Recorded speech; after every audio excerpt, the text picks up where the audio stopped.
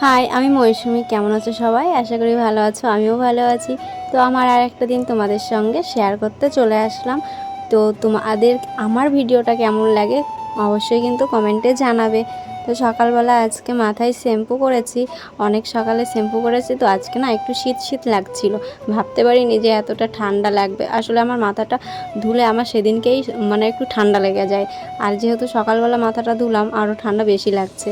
আর সকালবেলা স্নান করার কারণে মাথা কিন্তু আমি সকালবেলা ধুই না, আমি পরে যখন আবার স্নান করি তখন মাথাটা ধুয়ে ফেলি, অত সকালে মাথাটা ধুই না।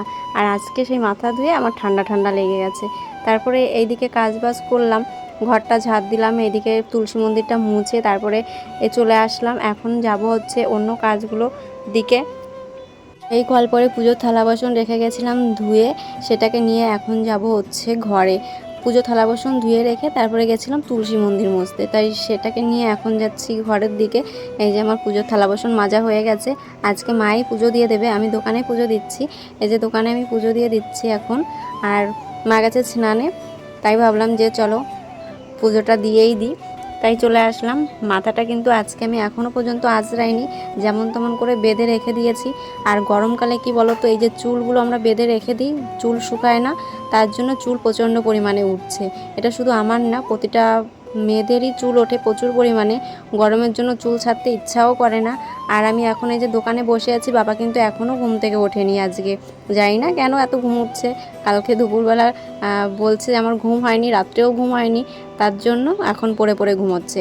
তারপরে চলে আসলাম জামা কাপড় ধুতে। এখানে অনেকগুলোই জামা কাপড় রয়েছে আজকে, ছেলের জামা কাপড়, ছেলের বাপির জামা কাপড়, সেইগুলো ধুচ্ছি। সকালবেলা আমার দুটো ধুয়েছিলাম, আর তার জন্য আমারগুলো আজকে আর আনিনি, ছেলেরটা ছেলের বাপিরটাই নিয়ে এসেছি। তারপরে যাব ছাদে মেলতে। মেঘলা মেঘলা আকাশ, জানি না রোদ্দুরের কি ভাব হবে। একটু হালকা রৌদ্র উঠেছে, তারপরেও আকাশের ভাব ভালো না, মনে হচ্ছে আবার বৃষ্টিও হবে, কিন্তু জানি না টাইম মতন হবে কি না। এখন রোদ্দুর তো এই যে হালকা পরিমাণে একটু উঠেছে, তবে প্রচণ্ড পরিমাণে গরম, মানে গরম সহ্য করা যাচ্ছে না, এতটা গরম। সকালবেলাই এত গরম দিয়েছে। তারপরে এই যে চলে এসেছি এইখানে কুমড়ো কাটতে। সকালবেলা একটু কুমড়ো করব, আর কালকের মাংস আছে তোমরা জানো, সেই মাংসটা দিয়েও খাওয়া হবে। অনেকটাই মাংস ছিল, তাই মা বললো যে কুমড়ো ভাজা করে নাও, আর মাংস আছে সেই মাংসটা খেয়ে নেব। তারপরে একটা আম ছিল, আমটাও নিচ্ছি এখন কেটে, আমার খিদে পেয়েছে, তাই ভাবলাম কি খাওয়া যায় কি খাওয়া যায়।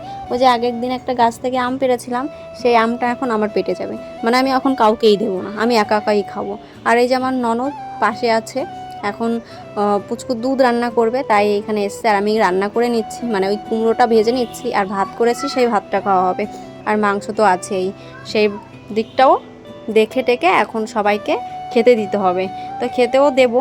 তারপরে এই যে মুরগি এনেছে, এই মুরগিটা কাটা হবে, কারণ আজকে তো জামাই ষষ্ঠী, তোমরা তো জানো। মানে আমাদের বাড়িতে পরপর দুদিন এই যে মাংস হলো। আজকে জামাই ষষ্ঠী, জামাই ষষ্ঠীতে বেশি কিছু রান্না হবে না, শুধু মাংস, একটু লতি করে নেব। চিংড়ি মাছ এনেছে বাবা, সেই চিংড়ি মাছ দিয়ে লতি করে নেব, আর টক হয়তো করব। বেশি কিছু রান্না করব না, এই গরমে ভালো লাগে না, আর খেতেও চায় না কেউ। তারপরে কি বলতো, এই গরমের মধ্যে বেশি খেলে অস্বস্তি লাগে। আর এই যে আমার পুচকু মা, আমরা মাংস কাটছিলাম, তো ও দেখছিল বসে বসে।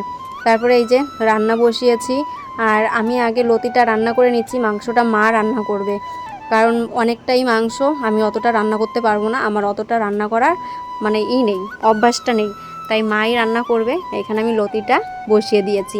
তারপরে আবার এই যে বিকেলবেলা স্নান করে চলে আসলাম। ওই যে বলেছিলাম যে আজকে একটু কষ্ট হয়ে গেছে বেশি, তাই স্নান করে চলে আসলাম। বাইরের বাথরুমটা পরিষ্কার করেছি আজকে, ঘরের বাথরুমটা প্রায় পরিষ্কার করা হয়, ডেলি পরিষ্কার করা হয় বললে চলে। বাইরের বাথরুমটা কদিন ধরে পরিষ্কার করা হচ্ছে না। ওই যে আমি একটু ঘরের মধ্যে স্নান করছি, আর বাইরে যেদিন স্নান করি সেদিনকে পরিষ্কার করে দিই, কিন্তু বাইরে 2 দিন স্নান করিনি, তার জন্য আর আমার বাইরের বাথরুমটা পরিষ্কার করা হয়নি। তাই ভাবলাম যে আজকে স্নান করে একবারে বিকেলের কাজগুলো করে তারপরে বাথরুম পরিষ্কার করে স্নান করে নেব, তাই চলে এসেছি স্নান করে ঢুরে বাথরুম পরিষ্কার করে। আর এখানে আমার পুচকুমা খেলছে আমার সঙ্গে। তারপরে ভাবলাম যে চলো মাথাটা একটু ভালো করে মুছে নেওয়া যাক। আমি স্নান করে এসেছি, তো মাথাটা ভালো করে মোছা হয়নি, মাথাটা পুরো ভিজে গেছে জলে, তাই মাথাটা এখানে মুছে নিচ্ছি। আর পুচকুমা আমার সঙ্গে দুষ্টুমি করছিল। আর তারপরে এইখানে হচ্ছে উচ্ছে তুলে নিয়ে এসেছি কতগুলো গাছ থেকে। আগে একদিন তুলেছিলাম, তোমরা দেখেছো। আর আজকেও এই যে কতগুলো তুলে নিয়ে এসেছি, আজকেও প্রায় 500 হয়ে যাবে। মানে গাছের উচ্ছেগুলো দেখতেও সুন্দর আর খেতেও ভালো লাগে, সার ওষুধ ছাড়া তো বেশ ভালো লাগে। আর মা দেখে তো ভীষণ খুশি, এতগুলো উচ্ছে বেড়েছি গাছ থেকে, আর আমারও খুব ভালো লাগছে। তুমি খুলতে পারো না, আস্তে, কাপ ভাঙবে কিন্তু, আস্তে করে বার করো। তুমি পারো? আমি পারি? আমি পারি? আমি পারি? তাই? তুমি পারো না? তুমি কিছু পারো না? খেতে পারো? তাই? বার করো। কাপ পড়ে যাবে। এইটা, এটাতে কি হবে মা? বরফ? এটাতে বরফ হবে? তুমি জানো এটাতে বরফ হয়? তাই? কই বরফ হবে, বরফ বরফ।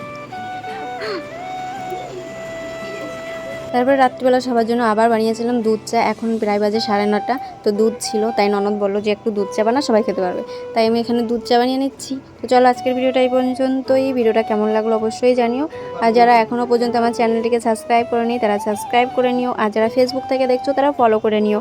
আর নেক্সট ভিডিওর জন্য অপেক্ষা করো। তত সময় সবাই ভালো থেকো, সুস্থ থেকো, আর সবাইকে ভালো রেখো।